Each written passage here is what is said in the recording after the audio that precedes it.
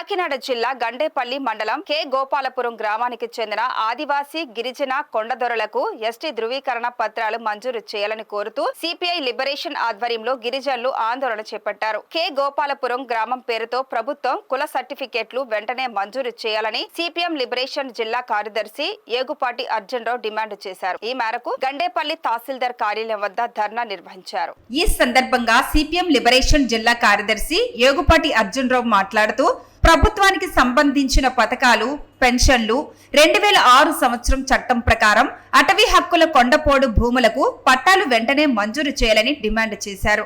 1906 సంవత్సరం నుండి పొందుపరిచిన కె గోపాలపురం గ్రామం రికార్డును ఆన్లైన్లో గ్రామ పంచాయతీలో ఉంచాలని కోరారు. కుల ధృవీకరణ పత్రాలు గోపాలపురం గ్రామానికి బదులు మల్లేపల్లి, ఎన్టీ రాజాపురం పేరున ఎస్టీ ధృవపత్రాలు మంజూరు చేస్తున్నారని, ఆ ప్రక్రియను మార్చాలని విజ్ఞప్తి చేశారు. ఈ కార్యక్రమంలో కొండపర్తి నాగార్జున, పందిరి ప్రసాద్, కె అర్జునుడు, జక్కంపుడి రాజా, నాగులపల్లి అచ్చిరాజు తదితరులు పాల్గొన్నారు.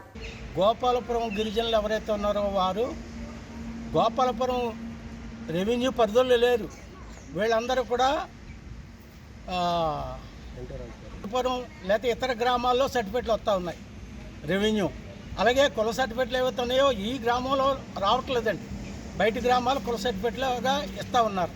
అందుకోసం గోపాలపురంలో నివసిస్తున్న గిరిజనులందరికీ గోపాలపురం పేరుతోటే గిరిజనులందరికీ గిరిజన సర్టిఫికెట్లు ఇవ్వాలి.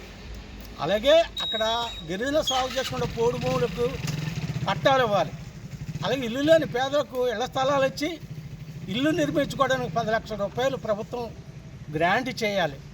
ప్రతి గిరిజనునికి కూడా బయట ఉన్నటువంటి రెవెన్యూ పరిధిలో ఉన్నటువంటి గిరిజనులందరినీ కూడా గోపాలపురం పరిధిలోనే రెవెన్యూగా చేర్చి, అలాగే జగ్గంపేట నియోజకవర్గంలో ఉన్నటువంటి గిరిజనులందరినీ కూడా ఏజెన్సీలో కలపాలని, అలాగే ప్రభుత్వం గిరిజనుల పట్ల నిర్లక్ష్య వైఖరి ఏదైతే ఉందో నశించాలని, అలాగే వీరందరికీ ఈ కార్యక్రమాలు వీళ్ళందరికీ కూడా ఈ కార్యక్రమం నెరవేరే వరకు మేము పోరాడతాం. అలాగే 50 సంవత్సరాల దాటిన ప్రతి ఒక్కరికి పెన్షన్ ఇవ్వాలండి.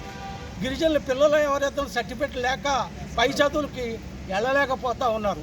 అందుకోసం రెవెన్యూ అధికారులు, ప్రభుత్వం అధికారులు గుర్తించి వీరందరికీ మేము చెప్పినటువంటి డిమాండ్లన్నీ పరిష్కారం చేయాలని మేము డిమాండ్ చేస్తాం.